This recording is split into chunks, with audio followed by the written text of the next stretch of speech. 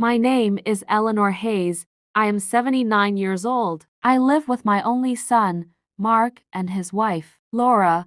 Life wasn't always this difficult. After my husband passed away, Mark took care of me. He bought my medicines, cooked for me sometimes, and always checked how I was feeling. I truly felt safe. I still remember the first week after my husband died. Mark woke up early to make tea and made sure I ate breakfast. In the evenings, he sat with me and listened to my day. But slowly, everything began to change. Mark started coming home late. At first, I thought he was just tired. He would slip in quietly, shoulders heavy, and sit for only a moment. "How was your day, Mark?" I would ask. "It was fine, Mom," he'd say. Meanwhile, Laura's complaints grew louder. "We can't afford everything, the food, the bills, your mother's medicine." Mark rubbed his temples. "I know, Laura. We'll manage," but I often heard them arguing. I tried to ignore it, yet every word reached me clearly. "You spoil her too much," Laura said angrily. "She's my mother. I won't abandon her," Mark replied. "I'm talking about reality, not emotions,"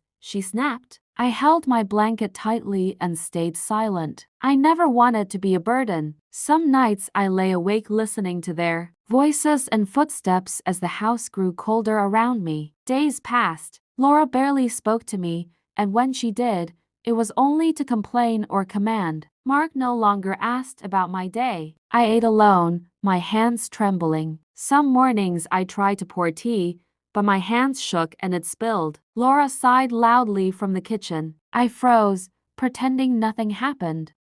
Some evenings I walked slowly to the kitchen with my cane just to get a glass of water. Mark passed by without saying a word. I felt myself disappearing from their world. I gathered my courage. "Mark, can we talk?" I whispered. He glanced at me and shook his head. "I'm busy, Mom," he said, and walked away. One evening, I was pretending to read when I heard them whispering in the kitchen. "We can't keep her forever," Laura said. "The medicine, the food, it's too much." Mark's voice was low. "I know, Laura. I'll think of something." A cold fear spread through me. Could they really leave me somewhere? I wanted to speak, but couldn't. I remembered Mark's tiny hands holding mine when he was a child, his gentle voice. I told myself he wouldn't let anything happen to me. I trusted him completely. Life grew harder. Laura handed me food without a word. She frowned whenever I dropped something. Mark stopped helping me entirely. My legs grew weaker with each passing day. Some mornings I couldn't walk without leaning on the walls. One morning, I couldn't get up at all. Fever burned my head. I softly called for water, but no one came. When Mark finally walked in, he looked worried but restless. He gave me a little water. Laura stood behind him, silent and cold, her eyes filled with impatience. That night, I heard them arguing again. "We can't waste money on doctors anymore," Laura shouted. "Tomorrow, we'll take her out." My heart shattered. The next night, Mark helped me into the car. "Mom, we're going for a drive." "You'll feel better," he said. I wanted so badly to believe him. The car drove far beyond town, past the streets I knew. Darkness swallowed the road. Finally, the car stopped in a silent, empty place I didn't recognize. I couldn't see much around me. "Let's go," Laura said sharply. Mark helped me out of the car and laid me on the cold ground. My legs wouldn't move. My breath was heavy. Mark placed a thin blanket over me but didn't meet my eyes. "Mark, please," I whispered. He didn't answer. They returned to the car. The engine started. The sound faded. Smaller, smaller, until it was gone. I was alone in the freezing night. The night was brutally cold. My body shivered uncontrollably. I tried calling for help,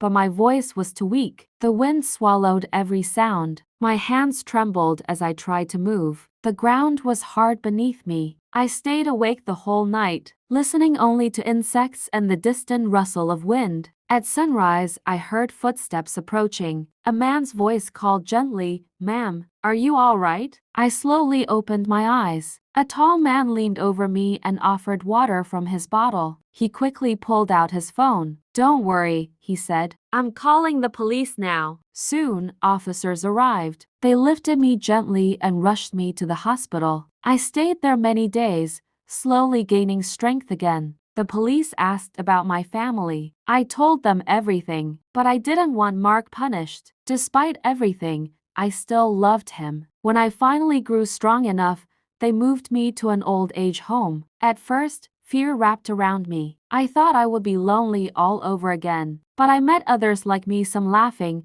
some knitting, some playing cards. Slowly, I found myself joining their little moments of life. I met Rose, who loved singing old songs. I met Henry, who always cracked jokes. In time, they became my friends, my new circle. One afternoon, Rose said, "Come on, Eleanor, let's sing."